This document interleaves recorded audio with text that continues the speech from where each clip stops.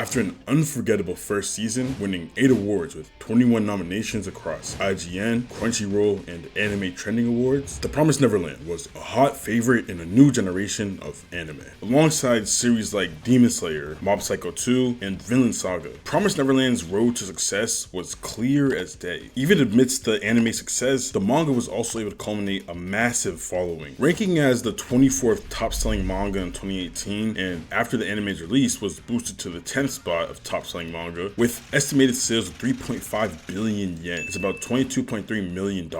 It wouldn't be a reach to say that season 2 of The Promised Neverland was one of the most anticipated anime seasons of all time, mainly due to the hype that had been drawn out by manga readers for the next arc, Goldie Pond, the Shibuya incident of The Promised Neverland. Goldie Pond was the successor to the first season that would propel Promised Neverland to an entirely different level, or at least that's how it's described by those who are able to read it. Unfortunately, Cloverworks had other plans for their adaptation of The Promised Neverland, instead turning the second season into a rushed monstrosity, beginning the season with horribly paced manga canon episodes, skipping entire arcs like Goldie Pond, and an anime original ending that left a bitter taste in fans' mouths. What was supposed to be one of the greatest series of all time turned into a project of lost potential, which seems to happen in the anime industry way too often. You'd think that these studios would see fans' responses to similar situations like Tokyo Ghoul or Soul Eater and make the smarter decision. Obviously, there are so many different forces that control why things end up like this, but doing things this way is like a speedrun to ruining your studio's reputation. I would have much rather them just drop the show and instead leave it for another studio to finish adapting. But money runs the world, and I'm sure that's what the final verdict was based off of. The second season of Promised Neverland had all the tellings of a failure in the making, which makes the success of the first season so much more appealing to me. What elements of the first season made for such a good watch? In terms of first episodes, The Promised Neverland is top 3 all time. No debate. Up there with Attack on Titan's first episode as well as Demon Slayer's. And anime's first episode means everything. It sets the tone for the series and fundamentally does one of two things. It can start off slow and unattractive, dropping the initial viewer attention to an extreme low. That's almost impossible to pick back up without a truly amazing rest of the season. On the other hand, the pilot can do what it's supposed to do in order to retain viewer attention, acting as a launch pad if done well enough, and boosts the show to unfathomable heights, building a hype around the show just by word of mouth and social media. But I guess nowadays that's just TikTok. Promised Neverland's first episode gave us one of the most simple concepts in all of media and did it to perfection. A plot twist, but not just any plot twist. A very dark and very edgy plot twist that left so many questions to be answered. What type of world was this? Do other kids know of this fate? What happened to humanity? It's a first episode that was already interesting and beautiful without the twist, but adding that ending with an amazing soundtrack is what truly made this show's popularity skyrocket, at least in my opinion. To me, that first episode is everything. And this first episode was so monumental, they essentially spent the entirety of the first season facing the reality of that plot twist, figuring out how they and everyone else in the orphanage would escape the fate that Connie suffered, which to me is another reason why this season did so well. If a series is able to use an event that they foreshadowed and the timeline in between correctly, it makes for an amazing story where everyone in the audience knows what the end game is. It's them trying to escape the orphanage. But there are little intricacies along the timeline that creates the conflicts needed to sustain the suspense of the viewer. A line that follows a straight path but has small loops and curves in between. But it's obvious that the best concept used to its full potential during this season is the idea of the unknown. Every great anime that I've encountered understands how to maximize its concepts of mystery. For One Piece, it's the Blank Century. For Hunter x Hunter, it's the Dark Continent. For Bleach, it's the Soul King. And for Promised Neverland, it's the world that they're on. What is civilization like outside? How did it come to this? Is there a war going on? What's so dangerous about us being outside of the orphanage? These are open questions that they're able to keep expanding on and building the plot around it, slowly revealing more and more, being another part of the massive formula that's able to keep the viewer's attention. Promised Neverland is probably one of the best to do a mystery plot, but it makes sense because Promised Neverland in itself is a fusion of shonen and a thriller, which is honestly a bigger plot twist to me than the ones in the actual show. The show feels so far removed from what a shonen plot normally looks like. The elements of the world, characters, even the building of the story all seem too foreign to be considered shonen. The only part of this show that represents the shonen genre is really just Emma. She truly embodies the shonen spirit of a protagonist, but it's only her character who portrays it. The show as a whole, at least to me, feels way more similar to something that would be made from Western media with hints of anime elements. Like, for example, the elements of horror throughout the first first season, when Dawn and Gilda went into the basement to find the phone that Mother Isabella used, or when Emma and Norman saw Connie dead. While most classify these as a subgenre of shonen called dark shonen, which was created for the edgier shonens like Chainsaw Man, Jujutsu Kaisen, Hell's Paradise, these scenes just don't fit underneath the same umbrella. Dark shonen should only include shows that have mainly shonen themes, but also aren't afraid to show the cruel sides of humanity. The Promised Neverland sustains suspense using creepy and eerie moments that feel way more similar to horror movies than what you'd see in your average shonen anime. But maybe that's why the show feels as unique as it is, since it doesn't follow the normal shonen build-up. It picks from a magnitude of genres in order to give everyone a taste of something they enjoy. Because in all reality, being different from your genre counterparts isn't in any way a bad thing. If anything, it sets a unique standard that others will try to follow and improve on in the future. The original series becoming a trailblazer in a category of its own. Kaiu Shirai, the mangaka of the series, is a profound storyteller and world builder, and I could only imagine what conflicts he faced for the second season to turn out how it did. But Kaiu, rest assured, the anime and manga community recognize the effort and passion that you put into your project. I hope you all enjoyed this video. Make sure to leave a like and subscribe. We're closing in on 500 subscribers. Leave a comment telling me your opinions on The Promised Neverland. With that, peace y'all.